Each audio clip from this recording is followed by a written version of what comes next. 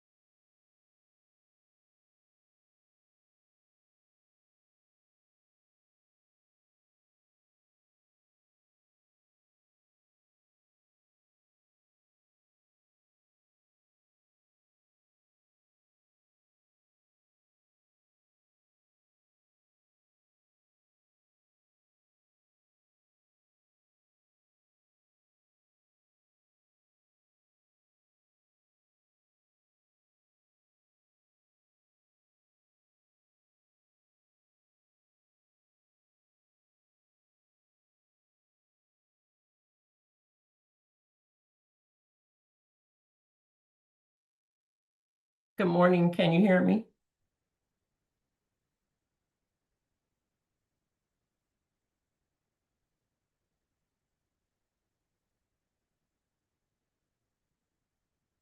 I can hear you, Cassandra. Thank you. Cassandra, are you still there?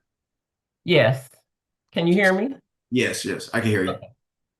Okay, thank you. Thank you.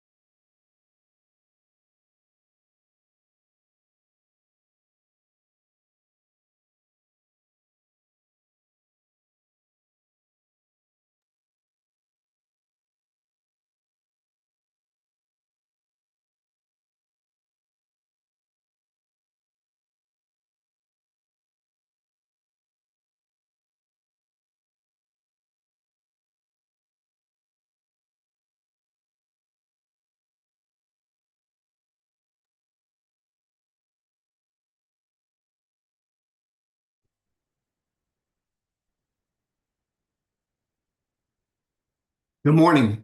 It is currently 9 o'clock.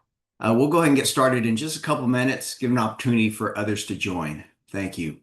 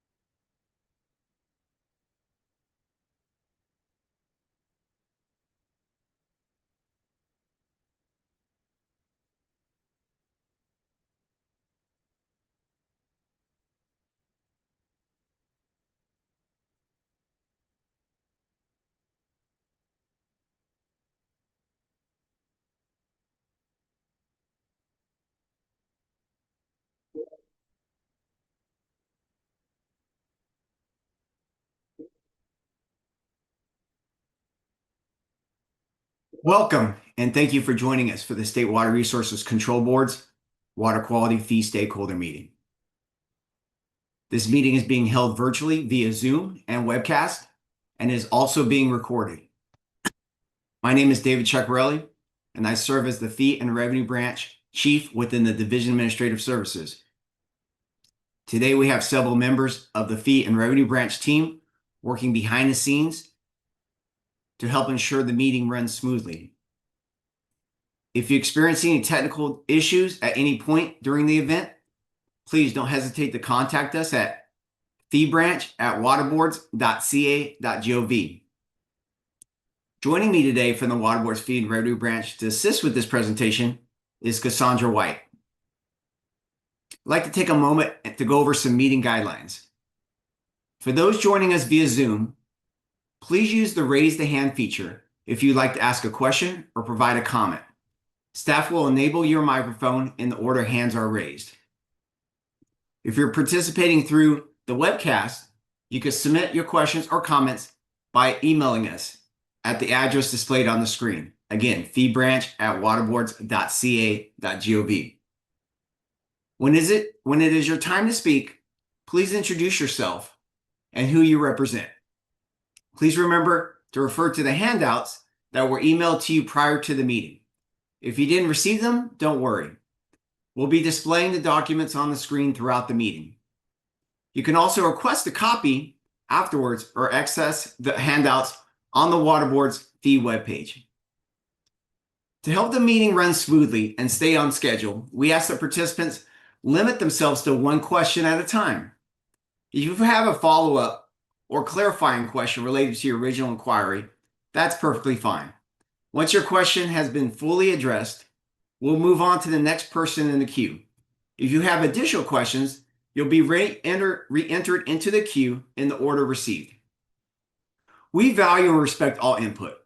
However, if the discussion begins to stray from the primary purpose of this meeting, which is to focus on water quality fees, I may ask that we continue that conversation offline. This will allow us to coordinate with the appropriate staff and ensure your concerns are properly addressed. The purpose of today's discussion is to review the fiscal outlook for the Waste Discharge Permit Fund, discuss budget cost drivers, and obtain stakeholder feedback regarding potential fee adjustments for fiscal year 26-27. Stakeholder engagement remains an important part of the fee setting process and helps ensure transparency in how program costs are funded. At this moment, I'm going to review the agenda. We'll start by reviewing the Waste Discharge Permit Fund budget cost drivers. Then we'll move into the Waste Discharge Permit Fund program budget detail, and then review the Waste Discharge Permit Fund condition. Then we'll move into some potential fee structure changes, and we'll be talking about those in a moment. And then finally, we'll have an open discussion and then next steps.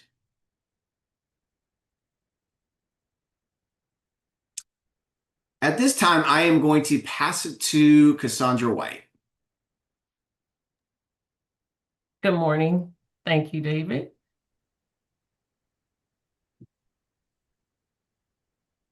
Okay, we're going to get into the water quality cost drivers. So the Waste Discharge Permit Fund. The first table shows the current fee setting budget of about 197 million, followed by the governor's May revised fee setting budget for fiscal year 26-27 at just over 199 million, which is a net difference increase of about 2.4 million or 1.2%. And the second table shows the primary cost driver of the increase above. The first cost driver is state operation. It's an increase of 1.7 million or 0.9%. And state operation is primarily employee compensation, which is salaries, healthcare, and retirement. The next cost drivers are BCPs. There were 5 BCPs from the January 10, budget. The first is the Border Water Quality Protection Unit.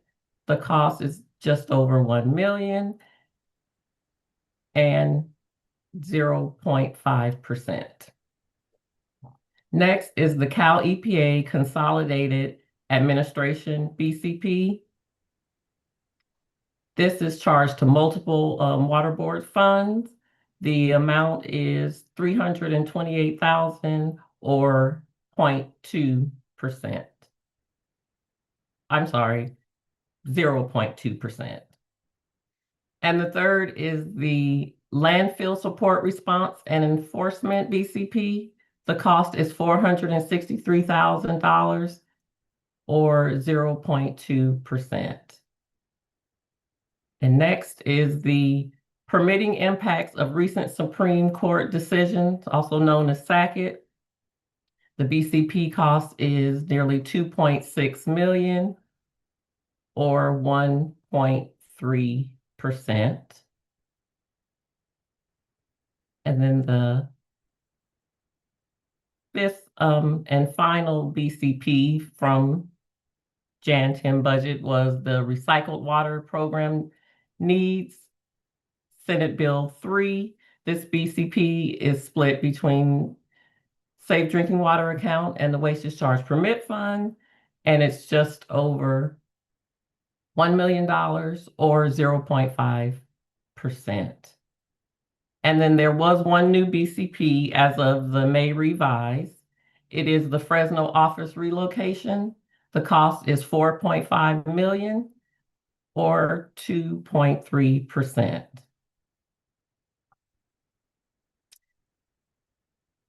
And the next two cost drivers are budget adjustments as a result of fiscal year 24-25 budget letters, specifically budget letter 2420 and 2424. The first one, section 4.05, government efficiency reductions. This item is a decrease of 4.3 million or 2.2%. And the second item is section 4.12, vacancy savings and position elimination adjustment. The decrease was 5.1 million or 2.6%. And the last cost driver is pro rata. It's an increase of 174,000 and at a nominal percent increase of 0.1%. And now I'll go into give a little more detail on the BCPs. So for the first BCP, the Border Water Protection Unit, the State Water Board requests ongoing funding from the Waste Discharge Permit Fund to support 4 permanent positions and to establish a border water quality unit at the San Diego Regional Water Quality Control Board to address cross-border pollution from Mexico and support the protection of human health, water quality, and beneficial uses associated with the Tijuana River and estuary and near shore Pacific Ocean. And that funding total was just over $1 million. The second one is the Cal EPA Consolidated Administration, and this was updated as of the May revise.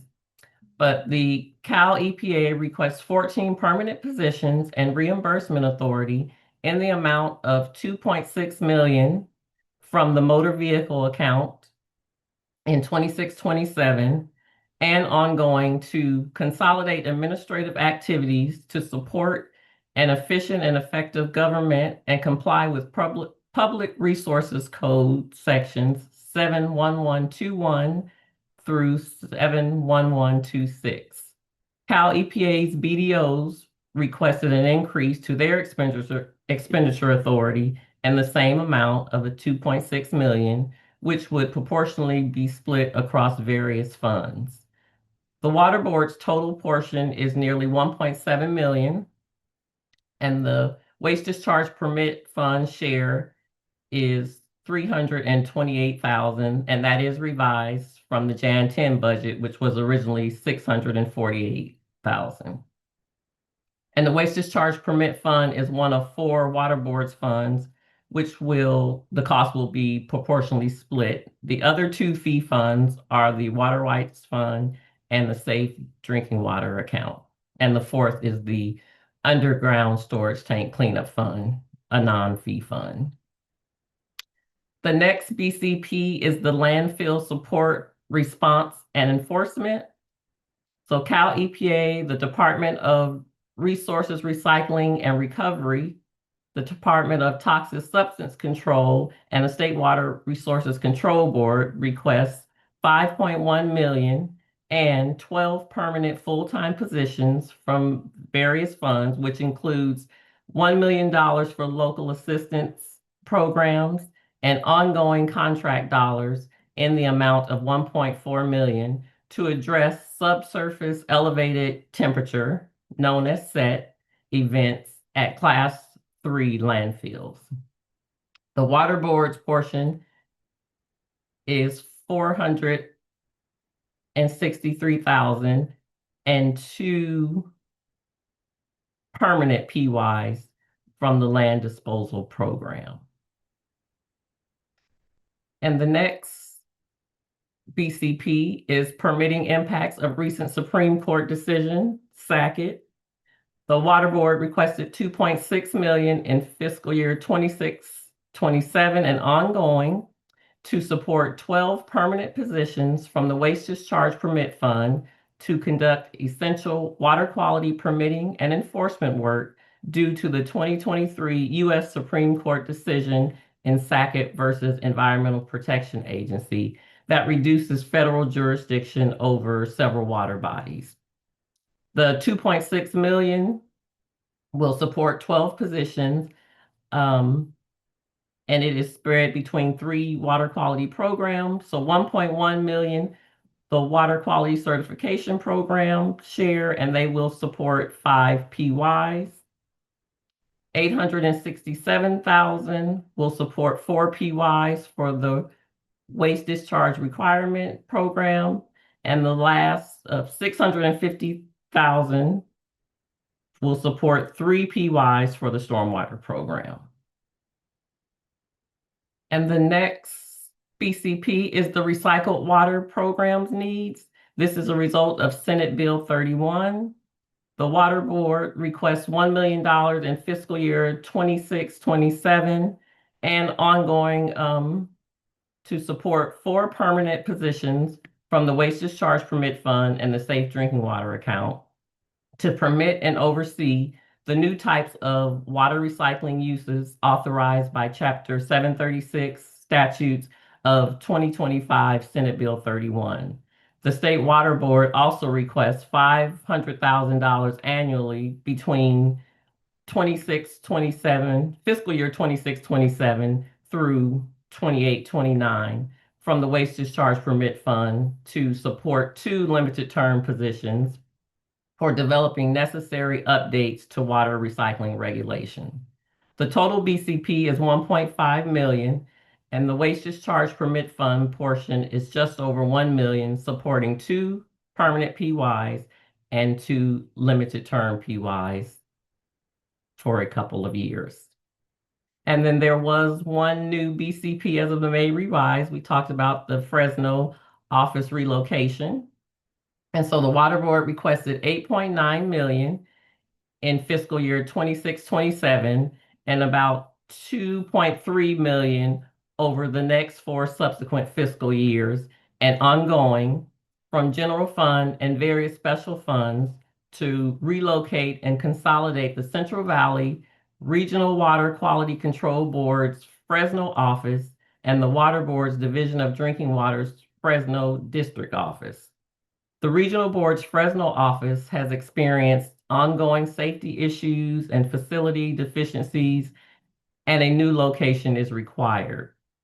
Through consolidating the Regional Board and Division of Drinking Water's Fresno offices, the Water Board will ensure a safe work environment for staff and maximize operational efficiencies for the region. Again, the total BCP amount is about 8.9 million. The Water Board's fee funds total portion is just around 6.8 million, and the Waste Discharge Permit Fund is 4.5 million. The Waste Discharge Permit Fund is one of 2 Water Board's fee funds that the cost will be spread to, and the other is the Safe Drinking Water account. And the remaining cost of about 2.1 million will be split between general fund and the remaining other special funds. And over the next subsequent 4 fiscal years, beginning fiscal year 27 through fiscal year 2030, a total of 1.2 million will be applied to the Waste Discharge Permit Fund.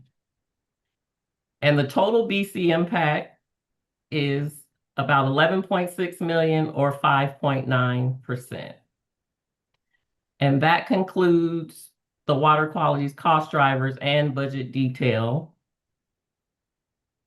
And also, if you would like more information on the BCP, you can go to the Department of Finance website, and a link has been provided in the handout. And are there any questions for cost drivers?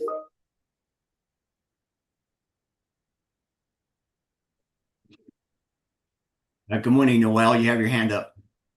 Good morning, David. I want to make sure I'm reading the Fresno office relocation BCP correctly. You talked about that the combining the 2 offices creates operational efficiencies.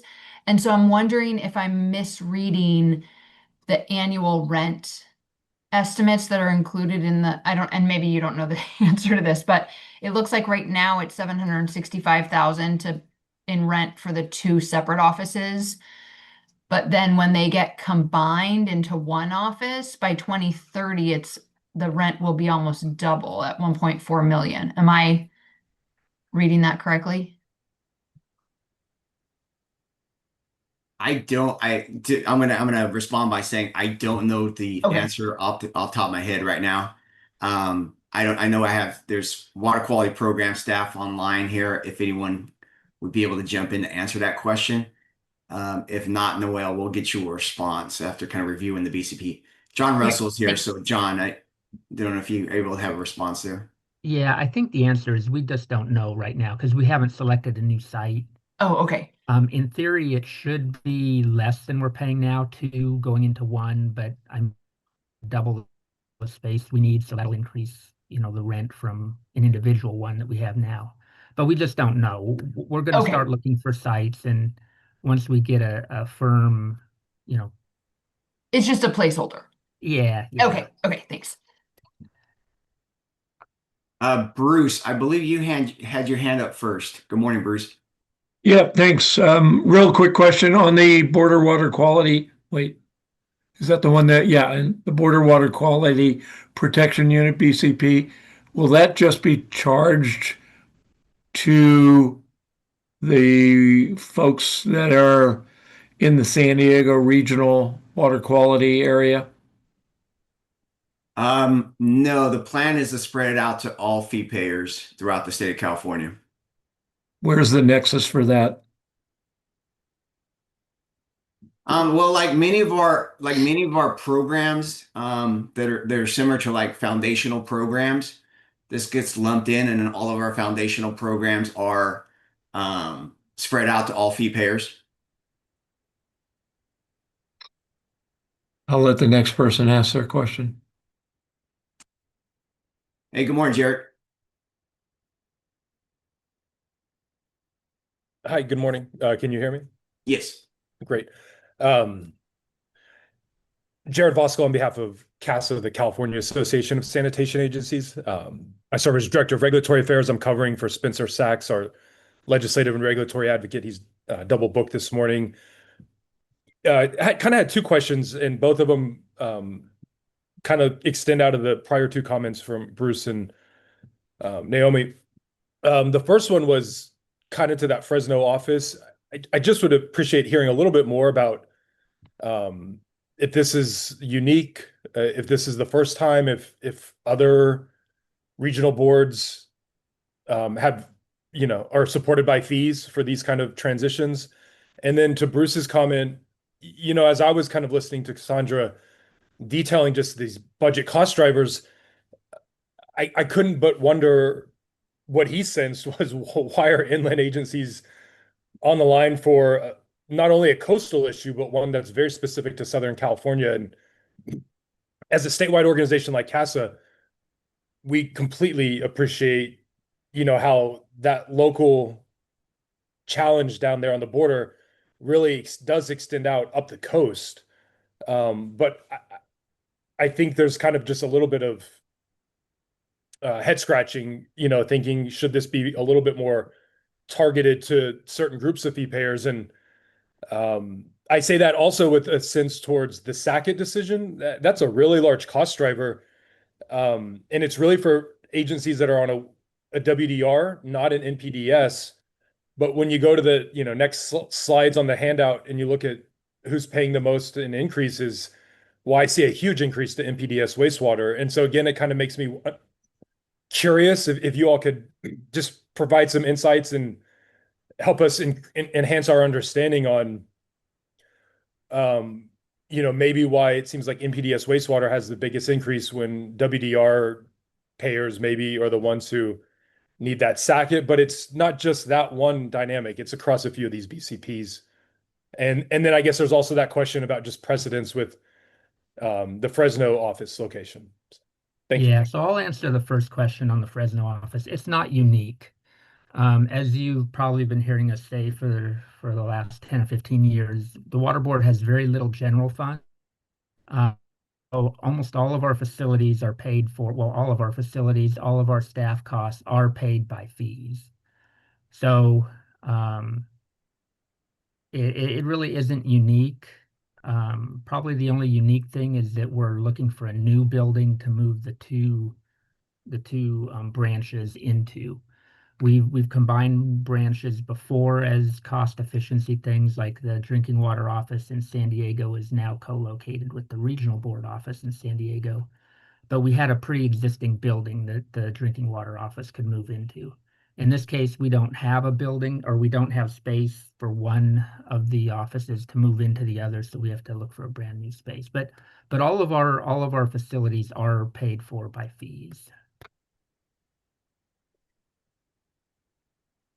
And I think your second issue again about having a regional based fee, right? Meaning for the board of water that those individuals should be paying in that area. Again, in the last like 15 years, we've been doing these fee discussions. There's been many proposals where the fee impacts are in a certain area. And when they're related to what we refer to as our foundational programs, we spread those costs out to everyone throughout the state. The water quality program, it's a statewide program. So we're paying to support the entire state basically for water quality programs. So our fee structure isn't structured for, being regional based. Similar to right now, we have a beach monitoring program that's in the budget, roughly around $1.8 million, and that's being spread out to all fee payers. So this is similar to that. And so right now, again, our proposal is to spread out to all programs. Again, I now have water quality staff on board if anyone wants to kind of jump in and add to that. Yeah, and the work of this unit is going to be a little bit different than the normal permitting work. I mean, even the permittees in that area could make the same argument that, what's flowing in from Mexico has nothing to do with my permit or anything. I don't even think we would have anybody to charge the fee to in this case for this program.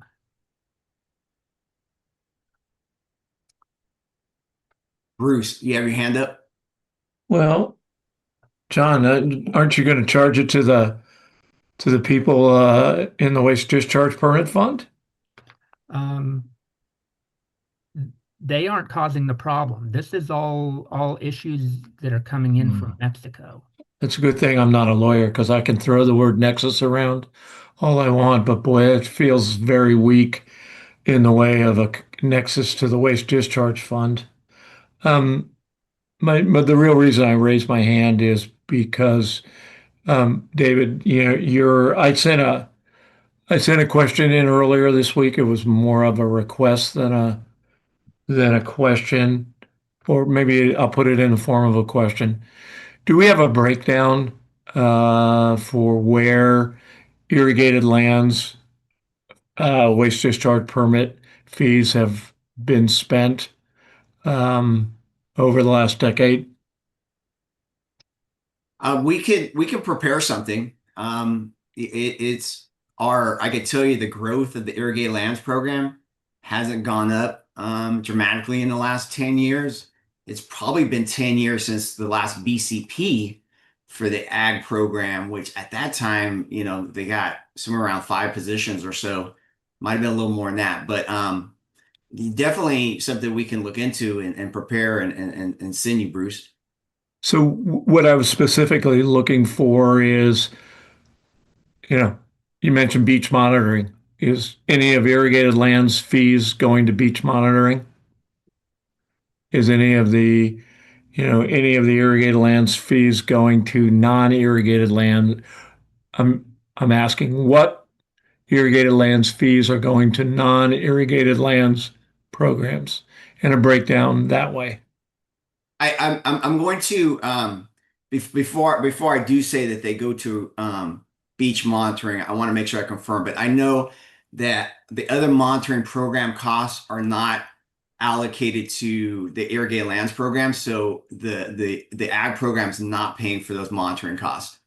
I know that for sure. Now, I have to look into if any of those costs are going into the beach monitoring of that 1.8 million. Yeah, and so more broadly, anything in the last decade that, that's what I was looking for a breakdown of from the irrigated lands program. So thank you. Okay. We'll put it down as an action item, Bruce.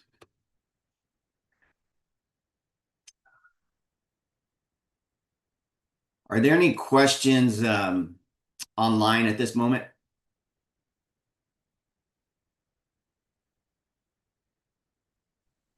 There are no email questions. Okay.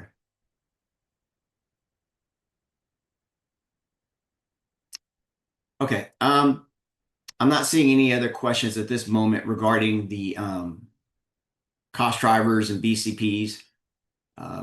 Be more than happy to come back to this, or again, I'll mention this for the first time right now.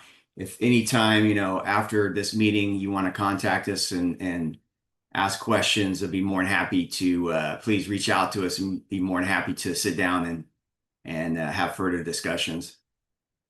Let's go ahead and move to the next slide. So basically what this is representing is, of course, all your waste discharge permit fund programs, what the 26-27 projected fee setting budgets are, totaling the the $199.3 million that was displayed, of course, in the budget cost drivers.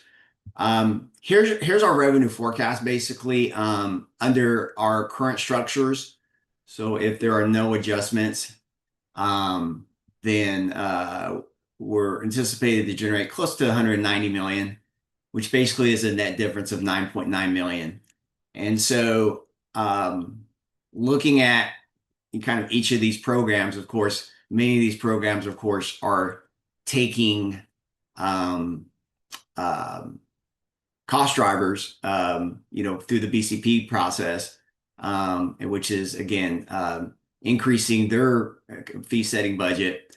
And then what E is basically what the proposed fee change or needed revenue is to meet our budgetary expenditures. So to generate the 9.9 million, here are the full percentages. One, I will say, and Cassandra, you can kind of jump in here in a moment too. Like our MPDS stormwater program, there was a industrial journal order that expired, and this happens roughly every 5 years. And as a result, we lose the number of those that we invoice in our revenue totals, and so we evaluate those projections. Now, at the same time, what happens is that they're if they want to required to have the permit, then they're reapplying and putting into the application process. So we're looking at the revenues there. Again, things like the MPDS wastewater program and 401 CERT, they're definitely, and WR, they're definitely being impacted by the BCPs. And then finally there at the bottom, and I'm going to kind of get into a little more detail in a moment on cannabis. Cannabis is, we're just not generating sufficient revenue to cover our program cost, and I'll kind of get a little detail about that, but we're roughly needing about 28% increase there. And so we'll talk a little bit about that. One thing I'll highlight right now on this though, is when we get into the fund condition statement, I've prepared an option, and it's basically using the reserve to offset fee increases. So if the board chooses to move forward with an option of utilizing the reserve, then these proposed fee percentage changes in column E will be reduced. Again, I don't have that number, but again, just keeping in mind that these proposed fee changes would be reduced based on utilizing some of the fund reserve. So at this moment, let's move into the fund condition statement.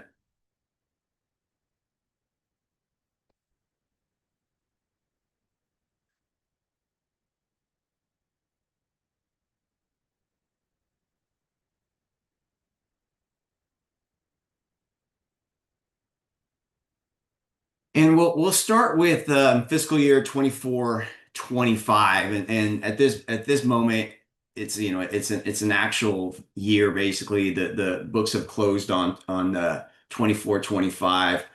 24-25 reflected a strong financial year for the Waste Discharge Permit Fund. Revenues exceeded expenditures, allowing the fund to build reserves.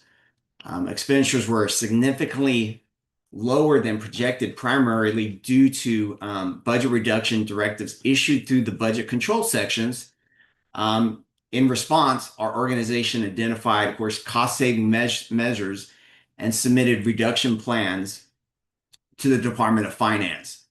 And then this is reflected in the budget cost drivers. These reductions have been incorporated into the proposed fiscal year 26-27 budget. So as Cassandra went over, there are two budget control sections that are now as part of the May revise budget plans, which again reduces the overall state budget for the waste discharge permit program. Again, this is a positive operating result, helps strengthen the fund's financial position heading into 25-26.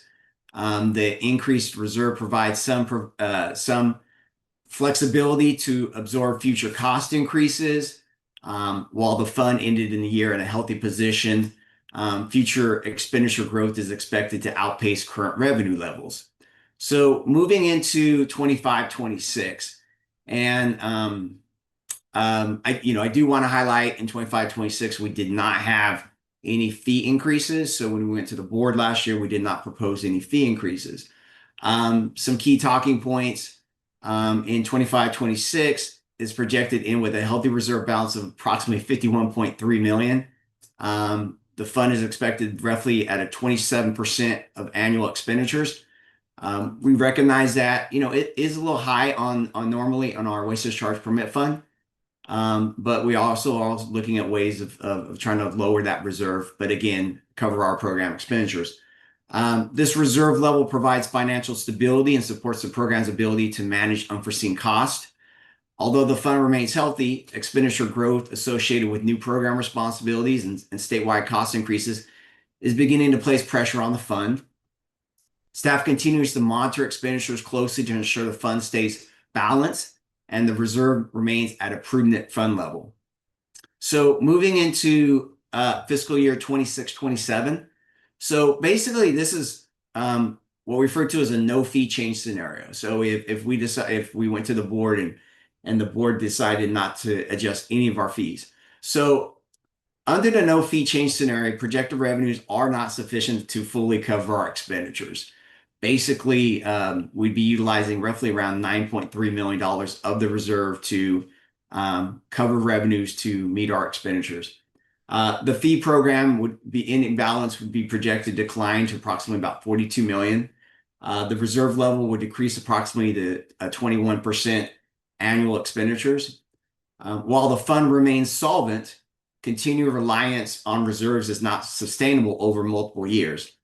This scenario highlights the structural gap between projected revenues and program costs. And again, expenditures are expected to exceed revenues by approximately about $9.3 million. So when I talk about that structural deficit, if we don't collect it now, then in some point in the future, in an upcoming fiscal year, we're needing to generate this revenue to cover the gap between revenues and expenditures. So kind of the key message, of course, for this option with no fee changes is without fee adjustments, again, the fund remains operational but continues to draw down the reserves, reducing flexibility for future program needs and of course unexpected cost. So Cassandra and I have prepared a couple of different options here. So scenario A, and we're referring to this as a moderate fee adjustment. So basically what scenario A is basically we would need roughly around 2.5% additional revenue and utilizing about $4.6 million in the reserve. So again, scenario A includes a moderate fee adjustment designed to particularly offset expenditure growth. Scenario A particularly addresses the projected revenue shortfall. The ending balance is projected at approximately 46.7 million, with the reserve levels being approximately 23.4%. This approach slows the reserve depletion while limiting fee impacts on the regulated community. The fund remains above minimum prudent reserve levels, but below kind of current reserve levels. I guess the key message here is scenario A represents a balanced approach that shares the burden between modest fee increases and limited use of reserves. And then what basically scenario B provides is basically fully recovering all of our costs. So this one is we're actually balancing our total revenues with our total expenditures, however, not utilizing the reserve. And in this scenario, we would need to generate an additional about 5% in total revenue. So scenario B, of course, provides the greatest level of fiscal sustainability among, again, the options presented. Scenario B generates sufficient revenue to largely maintain current fund health. The ending balance remains approximately about 51.4 million, essentially preserving the current reserves position. Reserve levels increase to approximately 25.8%. This option minimizes future reliance on reserves and supports kind of long-term program stability. Again, the trade-off is larger fee impact on permit holders. I guess the key message here on scenario B is it maintains the financial strength of the fund and position the program to address future workload and budget uncertainties. So again, kind of recapping, the no fee change option basically there is basically utilizing the reserve and not using any of the and no fee proposed impacts to the fee payers. Scenario A is kind of what we're doing is kind of gliding the fees up. So modest fee increases by utilizing about $4.6 million of the reserve. And then of course, option B though is adjusting fees to cover our full program expenditures. While of course maintaining this reserve. So I am going to pause there. I know that's a lot of information. And there's a couple of questions up. So I will, Jared, I believe you have your hand up first. Hi, good morning again. Appreciate this information, David. Do you mind just explaining one more time again how the use of the reserve under, no change to the fees this year, how that plays into next year, and how does the infusion this year impact that in subsequent years? So for one, right, if we don't do any fee changes, we'd be utilizing, of course, $9.3 million of the reserve. But what happens is, and if you were to look at fiscal year 26, 27, our revenues would be still projected about 190 million.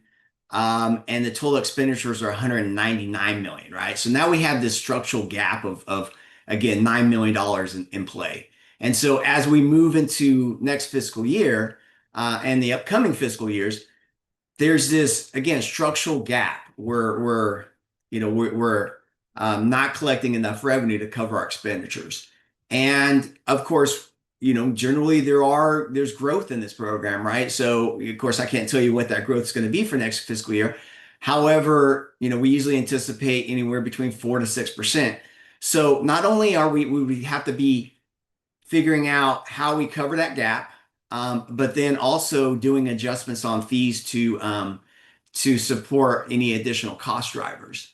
And kind of as we do every year, we'd of course be evaluating the fund, right? And seeing how we could utilize the fund to offset that. But I guess the biggest thing with the no fee changes is that we start to build ourselves a gap, a structural deficit between what our program expenditures are and our revenues. Thank you. I appreciate your confirming that. Good morning, Noel. Good morning, David. And I realized I forgot to introduce myself last time. So Noelle Kramers with Wine Institute. I have two questions. One on the WDR revenue forecast. Is that including the expectation that you will have new fees being paid by wineries coming in under the winery order? Each region is putting forward its winery order enrollment at a different time. But Region 2 is going to have a big group of wineries from Napa County beginning enrollment in January of 27. And so I'm wondering if the revenue forecast includes that recognition. We are aware of that. We're evaluating it. I will say no at this point that we have not included that in the forecast. But we'll definitely be looking into that. I'm glad you brought that up. We'll be meeting with the regions and program staff and see if we can make a determination that yes, this is going to bring in X amount of additional revenue and we can build that into the WDR projections. Okay, and then the other point that I wanted to raise was I remember a few years ago, the bulk of the fee increase driver was coming from a need to create a 5% fund reserve. And so am I remembering 5% as the goal a few years ago? Well, on this program, at one time, we did mention around a 5%, and it did get under that percentage. And so, 5% on a $2 million fund is around $10 million. It's not a lot of money, but in the Department of Finance, there's no real guidelines on what that reserve should be. However, they do ask us to maintain a somewhat of a prudent fund reserve. And as I kind of mentioned before, a lot of this has been driven by the budget in the last year and a half to 2 years of the uncertainties of again, the directives that we've been given through the control sections, to basically, cut our budget, reduce our budget, and hold vacancies and put these plans in place. It's not until now in fiscal year 26 proposals that we actually see those reductions in. So we've been maintaining our fee levels, and our budget has been kind of swinging kind of back and forth. But yeah, our plan is, we recognize that we do have a prudent, maybe a higher than a normal reserve, and we are trying to take measures, or staff would be trying to propose measures to help lower that reserve, but at the same time, of course, maintain a certain level of revenue to cover our expenditures. John, I think John just jumped on. I don't know, John, if you have anything to add there. No, I just wanted to confirm what you're saying. Yeah, 5% is our target. It's quite a bit higher this year because those two budget letter reductions have been going on for the past 2 years. It's been a really slow. They've been pulling the bandage off really slow. Hopefully this year we'll get some resolution in this year's budget, and then those won't show up anymore. Okay, thanks. Well, I'll just go on record. California's wineries are in a very challenging economic time right now. And so we would highly recommend the no fee change forecast option. That you still have a 21% fund reserve. I get that you're eating into it, but keeping fees flat for this upcoming year would be our preference. So I just wanted to mention that. Thank you. Thank you, Noel. Yeah, just as a but just this process, we provide these options or scenarios to our board members. They're the ultimate deciders. But what we hear in these meetings from all of you, we do bring that message back to our board members as well when we present them with this data, so that they know what you're thinking, and then they can, make an informed decision. Good morning, Sharon. You have your hand up? Yes, good morning. Thanks. Sharon Green with LA County Sanitation Districts. Actually was going to raise the same second question that Noel had, that about what the target is for a prudent reserve, because I also had that recollection that it was more in the 5 to 10% range in the past. So I guess I also would have to say that I think we would be more supportive of the no fee changes option in this case, because even with that, you still are showing over 20%, which is so much higher than, that target range. I do understand that, with changes in the future and by the legislature and the budget, that could result in the need to raise fees. But I also think, I guess it's tough because we don't have a multi-year kind of look into what the future might bring, and that would help a lot, right? So that we could build in, if you needed 5 or 10% increase, that you could build that in 2 or 3% per year over a period of years, so it would be a much more manageable for those of us who are paying the fees. So if there's a way to keep it more modest over time so that we can try to be ready for, these fluctuations, that would certainly be preferable. But I also think having, we support a prudent reserve, but we don't think it needs to be this high. So I'll just stop there. Thank you, Sharon. Bruce, you have your hand up? Yeah, yeah, thanks. And Noel reminded me I should introduce myself. Bruce Hadelschelt, Northern California Water Association, representing the 1.1 million irrigated acres in the Sacramento Valley that are enrolled in the irrigated lands program. Simply, I agree with Noel, and I would support no fee increase. I think it was 2017 that you put together a history of the waste discharge, or at least the irrigated lands portion of the fee increases. I think, and I have to fact check myself, so I reserve the right to amend these comments. I think when I started in 2009, the fee might have been 17 cents an irrigated acre, and we're a far distance from that. So, And if I just respond to that, Bruce, I was kind of starting in the program at that same time too. And if you can remember, though, about 75% of the program was funded through general fund at that time. And so I second your motion. Go get it. Go get that general fund money, buddy. Okay, I got you, Bruce. Thank you. I believe Jared, you're next in line. Hi again. I just trying to track this issue of the reserves and kind of that structural deficit in subsequent years. Are you collecting revenue year over year now to help sustain the reserve? And if so, how much is that? And does it alter year per year? Or is it like a flat amount each year? Well, no, I mean we do not build in. I will say there was a year, and this probably goes back 7 or 8 years ago. Our reserve dropped to 2 or 3%, so we did a slight increase to build the reserve at that time. But our normal practice is not to build into any fee percentages to help build the reserve.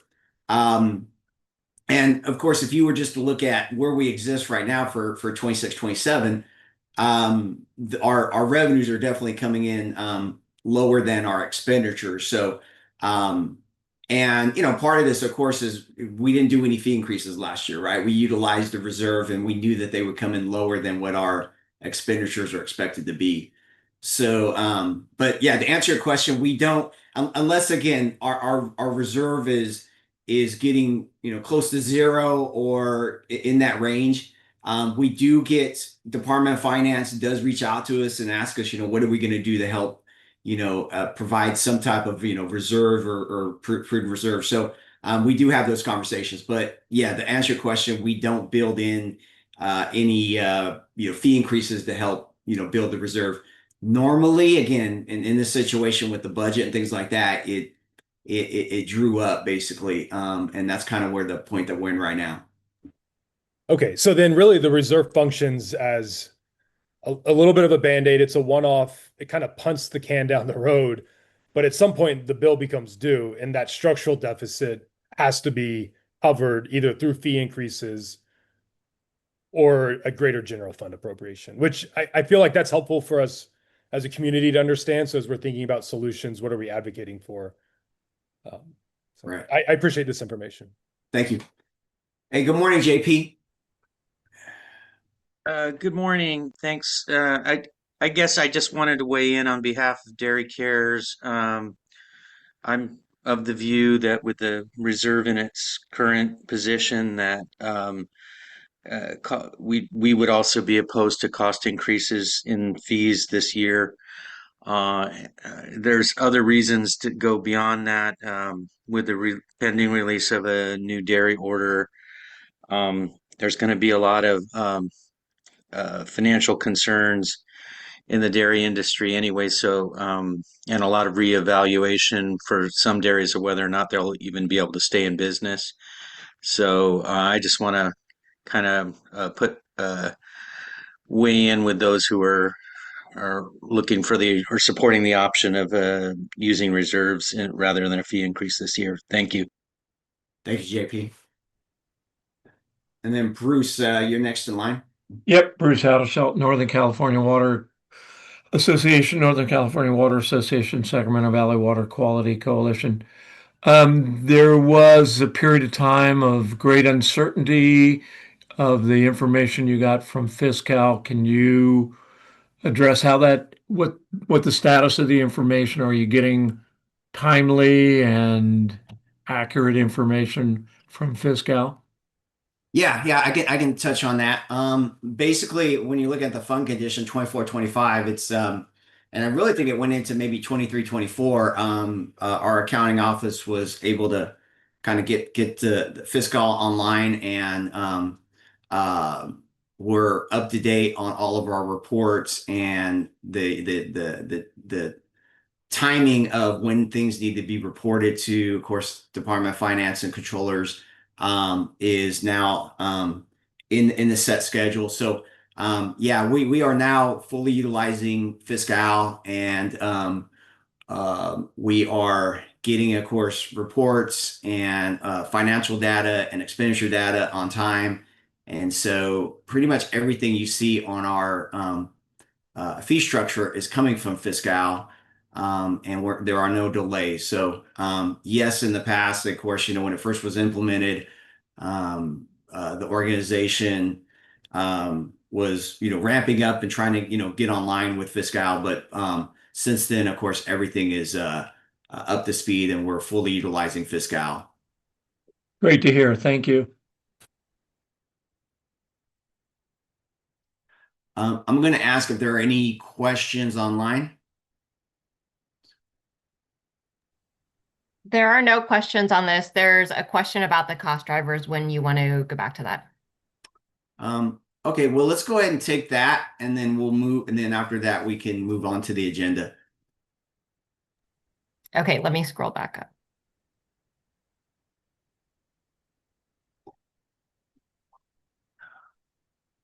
Okay, this is from Paul Sousa with the Western United Dairies. He has a comment and then a related question.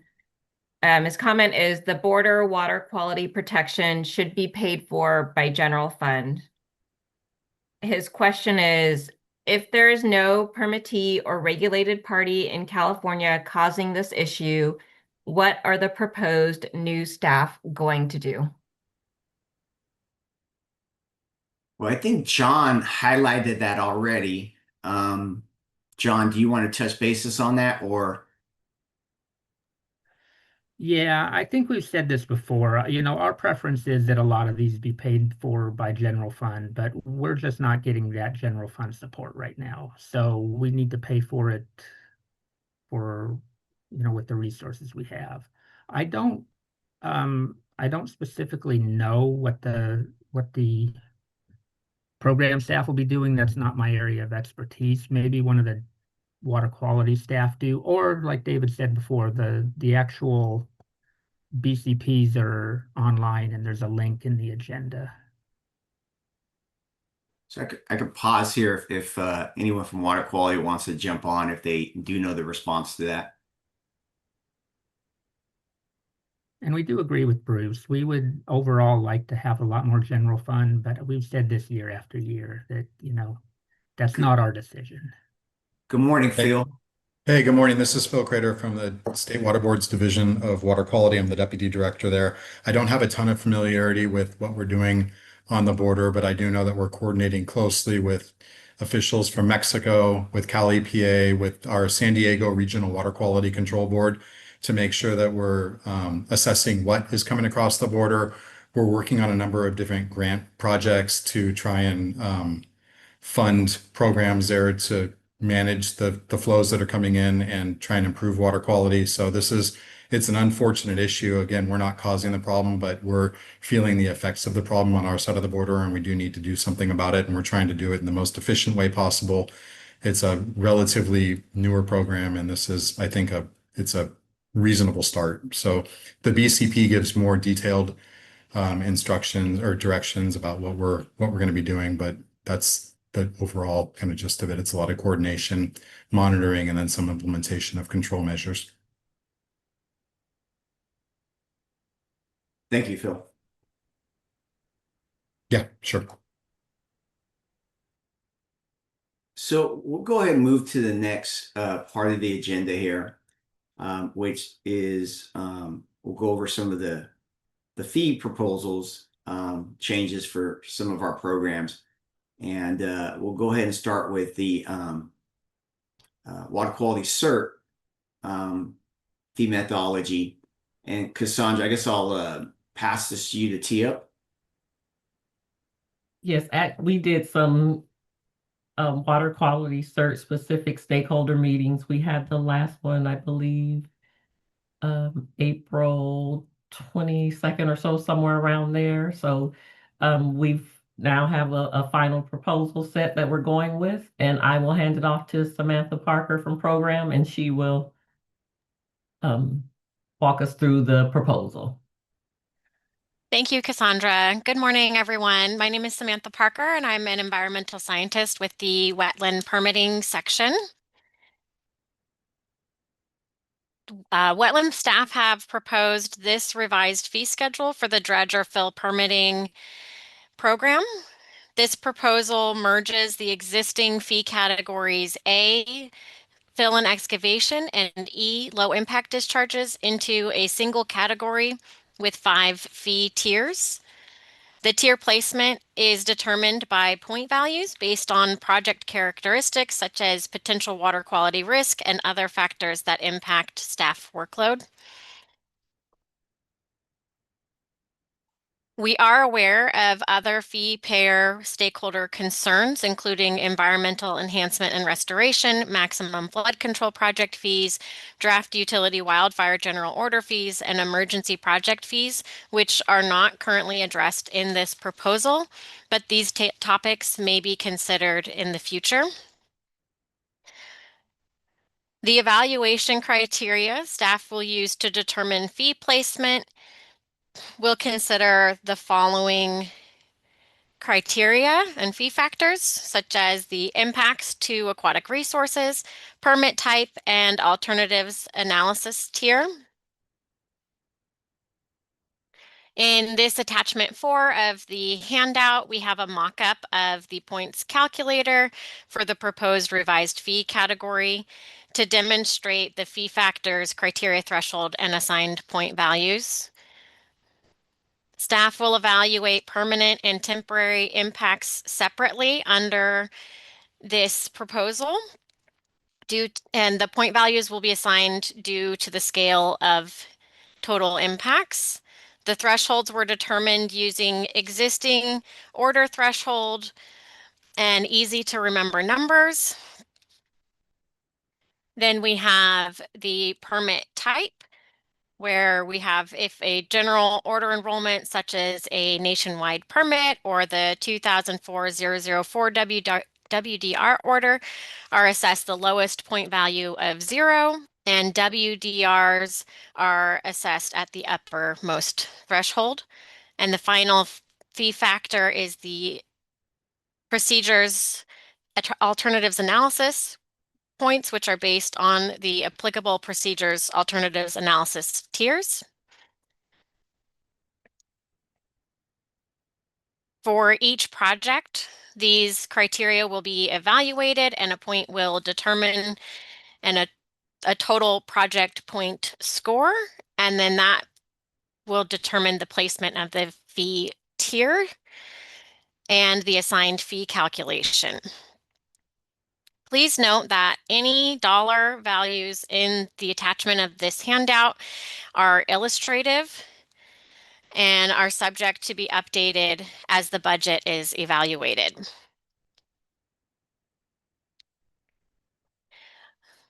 For these fee tiers, for the fee tier categories, we have baseline at the lower end, which will consist of projects that are low impact with minimal additional analysis required. These will be assigned the baseline fee or the minimum filing fee. And on the other end are major category projects that are larger scale projects with extensive analysis required. These will be assigned the maximum fee calculation weighted by total impacts.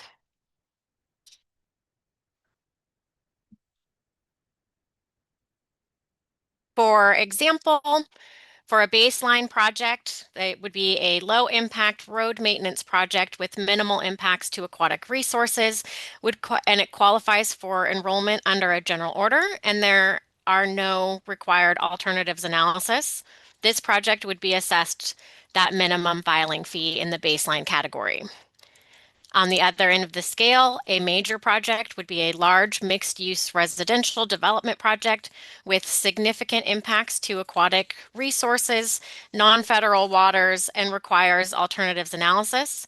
This project would be assigned the max fee calculation based on the total impacts.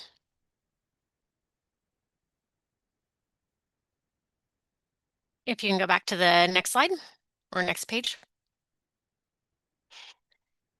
For the annual fee calculation, we are proposing to a calculation that will function the same as the existing annual fee calculation, where low impact projects with less than or equal to 1/10 of an acre are assessed a reduced annual fee, and other projects that are greater than 1/10 of an acre will be assessed the regular annual fee for the first 5 years and then a reduced fee thereafter. Again, the final dollar amounts will be subject to change after evaluation from the budget with DAS. And the water quality staff are continuing to accept feedback and comments on this proposal for 2 more weeks. So if you have any comments, I'm open to discussing them now, but if you'd like to provide written comments, we are accepting them until June 26th. Thank you.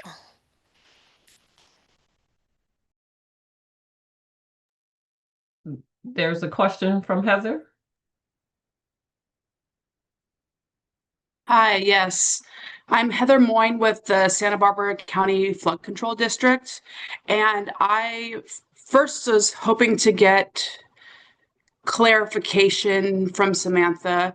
So am I understanding it correctly that at this time, the proposed water quality certification fees do include flood control projects? Yes, these would be applied to any projects that currently qualify for the Category A, fill and excavation, or Category E, low impact discharges. Okay. So if your flood control project is a Category A fee project, any future projects would be evaluated under this proposed fee schedule. And you said something to the effect that in the future time, flood control projects may have a separate fee schedule. Was I understanding that correctly? Yeah, those topics may be evaluated at a future time. Okay, so based on the fact that flood controls are part of this proposed fee calculation, I do have a comment. Sure. As long as I can proceed, is that fine, please? Yes, please do. Okay, thank you. So again, my name's Heather with Santa Barbara County Flood Control District, and the primary purpose of the Flood Control District is to provide flood protection, to conserve storm, flood, and surface waters for beneficial public use. Like other flood control departments, our major programs involve channel maintenance, periodic dredging, and capital improvements for public safety and management of environmental resources. The existing and proposed fee calculations are problematic as they are monetary burden on the public tax dollar. The permit fees do not take into account that the activities are performed on an as-needed basis and may not even occur during the lifespan of the permit, and the beneficial uses from the projects are ignored. The calculations are on a per acre basis, assume that all sediment activities are adverse impacts rather than necessary components of coastal water resource management. So as an example, the proposed fee schedule would result in over $500,000 simply for the continuation of one of our sediment management areas, which is the Goleta Slough dredging. It's an existing and ongoing maintenance program with extensive environmental review and stakeholder participation. Environmental BMPs, mitigation, restoration are already built into the project, and it's merely continuation of existing flood control activity. The dredging is done to reduce bird airstrike hazards in federal airspace, restore open water habitat for fish and other aquatic organisms, and to retain tidal prism and to reduce coastal flood hazards. Dredging of the sediment is recognized as a necessary and beneficial activity for maintenance of the channels and coastal ecosystems. And some of the identified beneficial uses, as identified by the Water Board, are non-contact water recreation, cold freshwater habitat, estuarine habitat, wildlife habitat, rare, threatened, endangered species, migration of aquatic organisms, spawning, reproduction, and or early development. Because of the way this fee schedule is prepared, the fee would be over $600,000, which is almost double the previous fee schedule, which was already quite high. The permit application fee would be more than double the cost of a typical actual dredging operation. As you guys know, flood control is not the only entity facing this challenge with the proposed fee calculations. Any municipality or jurisdiction that manages sediment, including CDFW, which manages eco reserves, including dredging, would face these extremely high fees. Some thoughts on alternative ways to calculate the fees would be moving away from the acre-based or cubic yardage approach, include area of open water restored, maybe have a standard fee or ongoing program or minor updates, just an application fee, and then follow-up fee for work that's actually performed, reduce fees for projects that have already demonstrated environmental compliance and mitigation, expand definitions for restoration and multi-benefit projects, and then recognize beneficial uses in the calculations. So I know that's a lot, but we're kind of at this point where it's a big dollar amount that's quite a burden on us. So we're expressing that. Thank you. Thank you, Heather, and I really appreciate your feedback, and I greatly appreciate that you also included some alternate suggestions, and we will take note of those. I do want to highlight that what I didn't mention in my overview today is that we will continue to assess the fee maximum as we currently do. So those fees would not have runaway costs. It would be the same. So if you currently have a project that would be hitting the fee maximum, it would likely continue to hit that fee maximum under this proposal. And I also want to highlight too that you mentioned for your project specifically a lot of dredging activity, and I recommend that we could talk offline about whether or not your project fits better into the category A fill and excavation compared to the category B dredging discharge. And because at this time, this proposal will only be looking at the fill and excavation projects and is not going to be making any changes to the dredging discharges. And just to highlight that those projects that qualify under category B for dredging discharges are assessed a annual invoice based on actual dredging amounts. And so that may be a better fit for your particular project without any additional information, just based on what you told me there. So there are other things that we can consider and that we can work through to hopefully make your project more affordable. Okay, I appreciate that. Yes, looking at the definition of what dredging is and fill excavation, the two separate categories, I guess in this internally we use the term dredging, but it really on the water board side it is fill and excavation. Got it. Thank you for the clarification. Per the way that we've discussed with our local regulatory contact. So, but thank you. Thank you, Heather.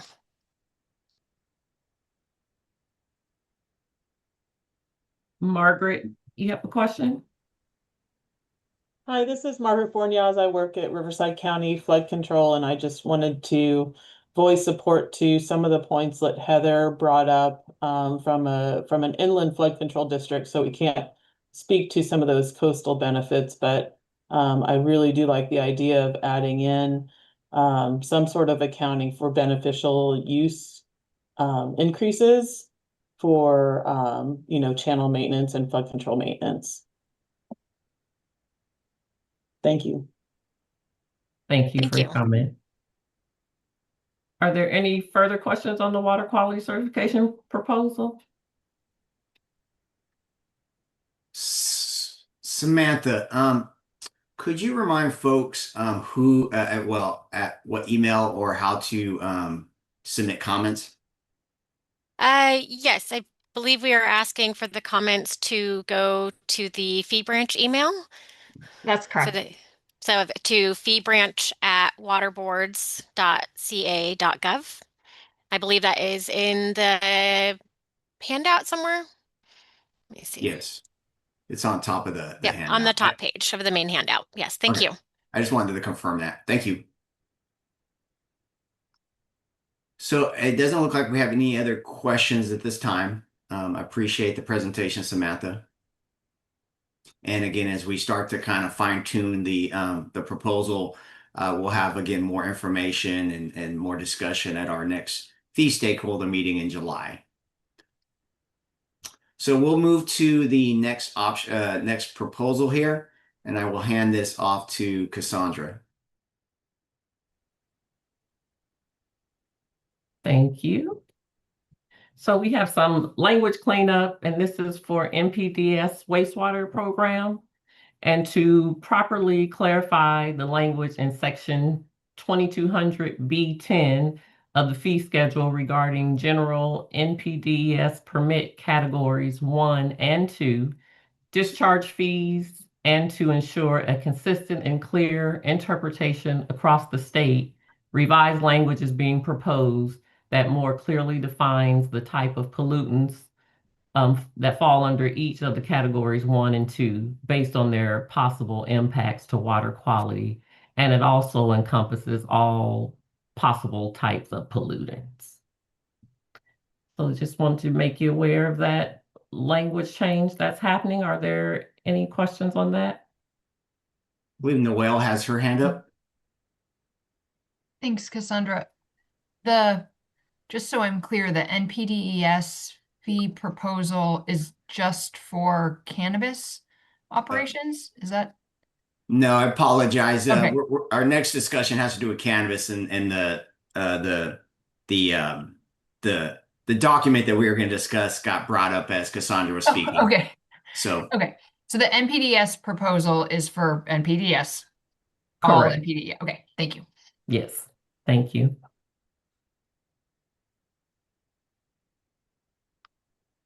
No other questions? I will hand it back to you, David. Okay.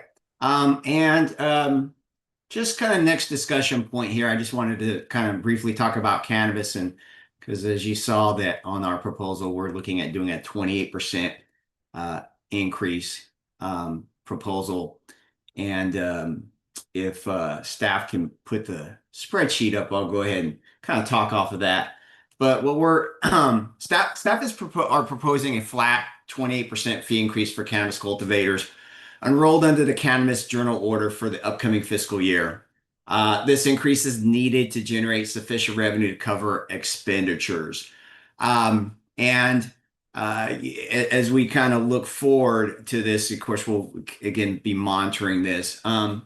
And while a 28% may appear significant, the increase must be viewed in the context of historically modest fee growth within the cannabis program and ongoing need to sustain core regulatory functions.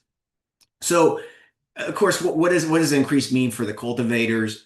Well, and of course, I'm just going to highlight a couple of areas here, specifically to some of our smaller grow operations.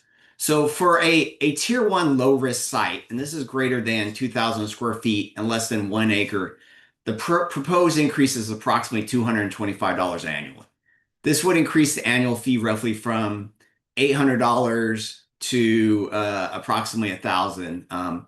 It actually goes up from $804 to $1,030. And approximately 44% of all enrollees fall within this category. Another example is there's approximately 27% of our enrollees that qualify for the municipal sewer waiver. And they would see their fee increase go from approximately $220 to almost $280. So again, $216 to $276, that's a $76 increase. To provide some context, a $200 fee increase is approximately equivalent to 1/2 of a wholesale pound of outdoor cannabis flower, or conservatively, the production value of one single plant. So kind of providing some historic content, the cannabis program fee increases have remained relatively modest over the past 6 years. On average, cannabis fees have increased by approximately 3.6% per year.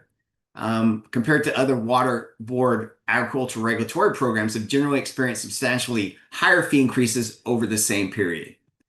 This proposal reflects the need to address accumulative cost pressures that have not been previously been fully incorporated into the cannabis program fees. Some of our revenue and collection challenges. Well, the water board fee programs collect approximately 98% of assessed fees. However, in the cannabis program, collection rate has been lower than that. We've been hovering around 70%. This collection gap creates significant financial challenges and limits the program's abilities to fully support regulatory activities. The cannabis program operates under circumstances that are substantially different from most other water quality programs due to the lower fee collection rates. They've had to, pivot and prioritize their workload. Staffing and program capacity. Current fee revenue is insufficient to support all authorized cannabis program positions. One of the last BCPs that was approved for the cannabis program actually authorized a total of 31 positions statewide for water quality regulatory activities, and that were funded by the WDPF. As a result, some of our positions remain vacant despite ongoing regulatory obligations. The proposed fee increase is intended to support existing staff positions and maintain current program operations. So in our current program, we're funding 10 positions. And so just the 28% increase is to continue to maintain revenues to cover those 10 positions. Importantly, the proposed increase is not intended to fund additional vacant positions that would be needed to fully support all regulatory functions and workload demands. And I'll talk a little bit about that here in a moment. Again, regulatory services supported by fees. Cultivator fees directly support a wide range of regulatory services, including reviewing and processing of enrollment applications, customer assistance related to enrollment requirements, review of technical reports, management plans, and supporting documentation, ongoing technical assistance and customer support, compliance inspections, including preparation and review of NOAs, travel to and from inspection sites, conducting field inspections, preparing and issuing inspection reports, entering inspection information into statewide databases, follow-up compliance assistance and customer support, processing changes of information, which are particularly common for indoor cultivation facilities, processing terminations, including review of closure documentations, review of closure reports, and conducting closure inspections when necessary. So we're definitely looking at ways of improving our fee collections. The cannabis program is actively working to improve fee collection rates. Staff have implemented annual processes that include multiple communications and payment reminders to fee payers. Enrollees are provided several opportunities to resolve delinquent accounts before enforcement action is taken.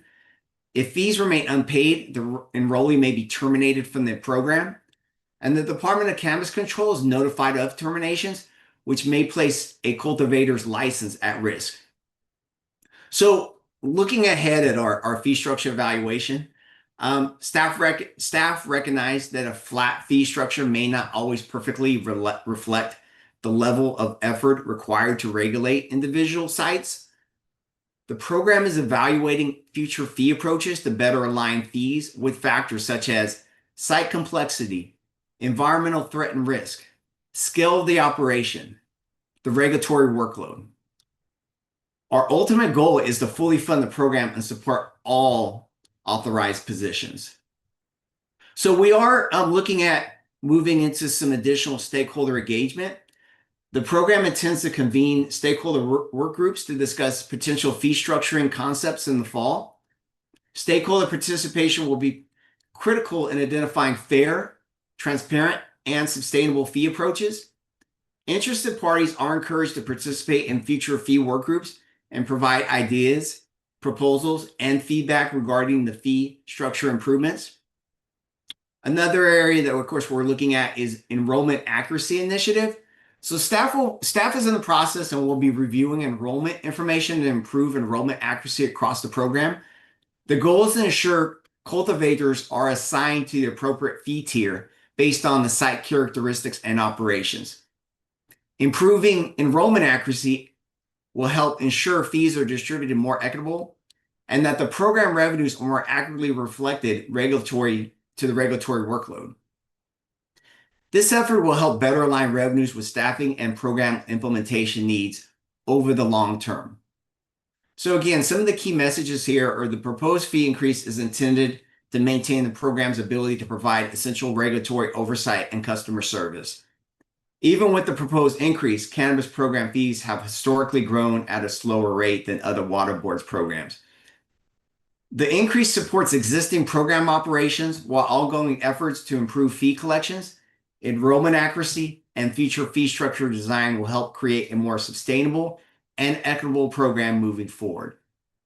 And so, again, just the one key recap is that we will be looking at hosting some cannabis stakeholder work groups.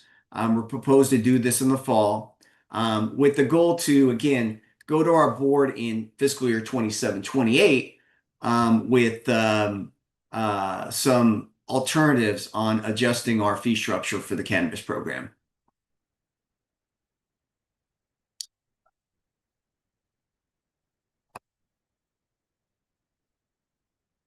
So I'm not seeing any questions. That kind of concludes the portion of cannabis. We can move to the next agenda item. And if we pull up the agenda,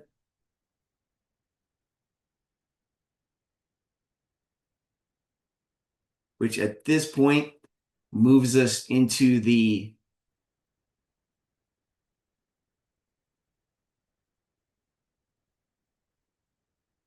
open discussion. And at this time, again, we'll take any comments, or if you have any further questions, we'll be happy to answer those. And again, as I mentioned before, at any time after this meeting, you'd like to sit down and discuss anything with us or send us emails, we'd be more than happy to help address your questions and concerns or have further discussion with you.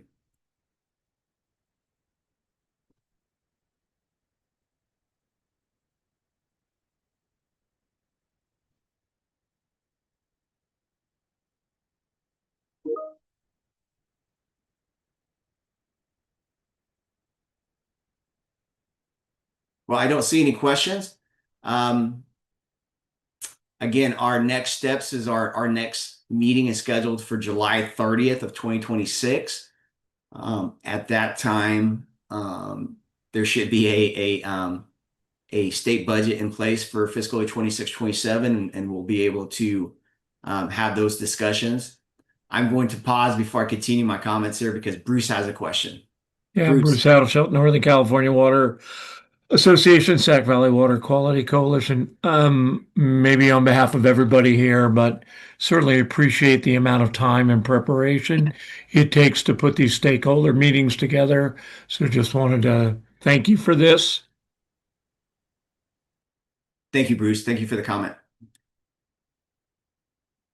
And again, we cannot have a successful program here without, again, the interaction and the feedback from our stakeholders. So we truly appreciate it. Again, want to thank my fee staff and those staff behind the scenes navigating this. Also want to thank program staff for your participation in today's meeting. We look forward to seeing you again at the next meeting, which is July 30th. And at this time, again, we'll adjourn the meeting, and I wish everyone to have a good day. Thank you again. Thank you. Thank you.